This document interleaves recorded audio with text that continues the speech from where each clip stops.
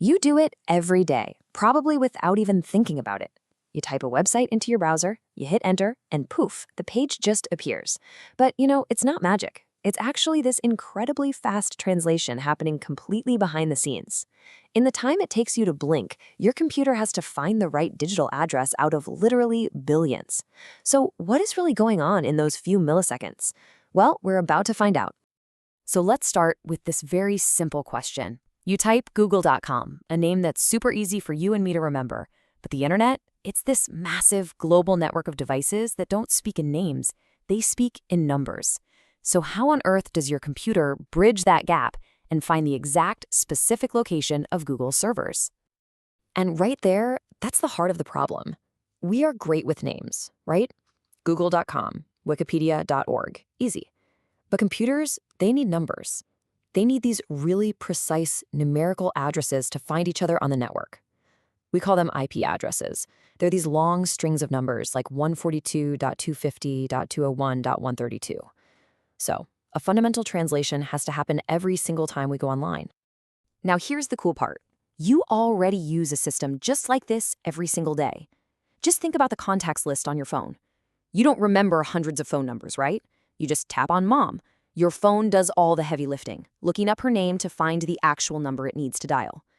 Well, the internet has its own version of this, and it's called DNS.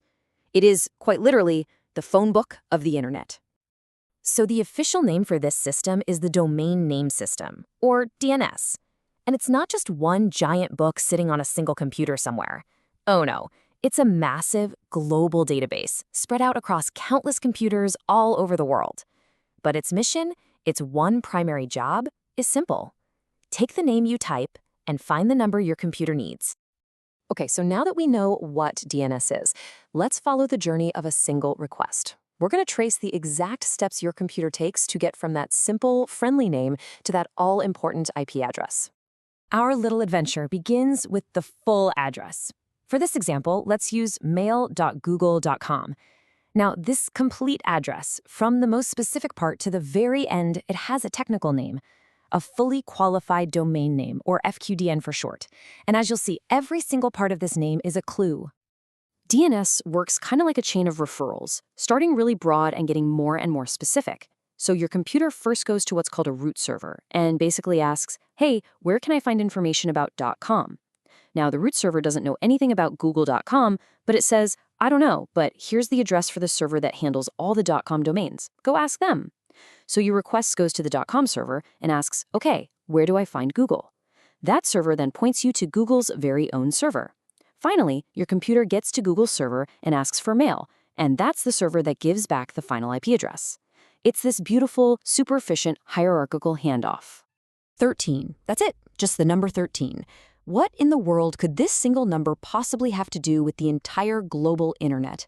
Well, that entire lookup process we just saw, the very, very top of that pyramid, is anchored by just 13 root name server networks. That's right.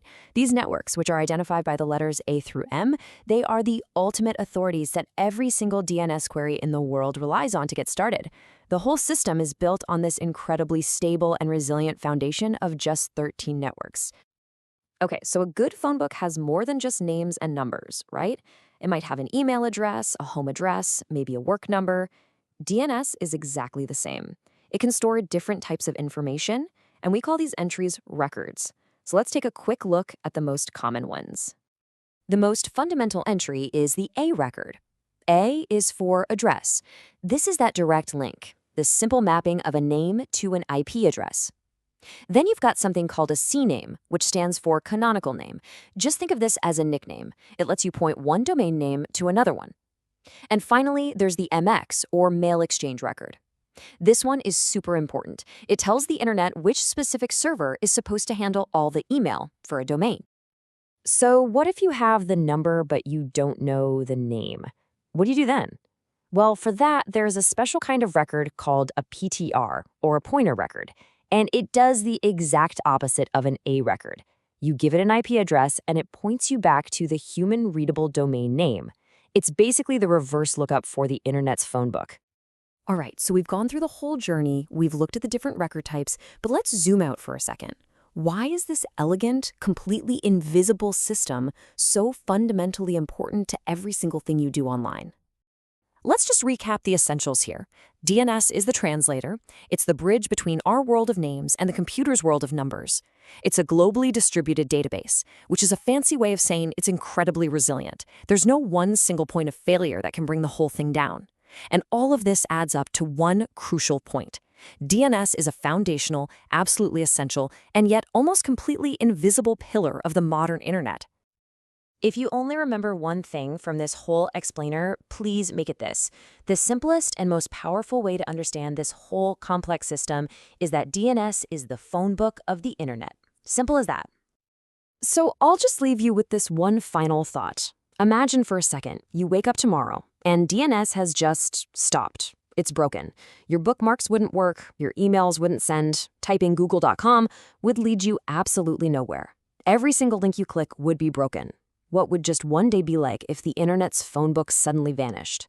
It really makes you appreciate the invisible work that's happening with every single click.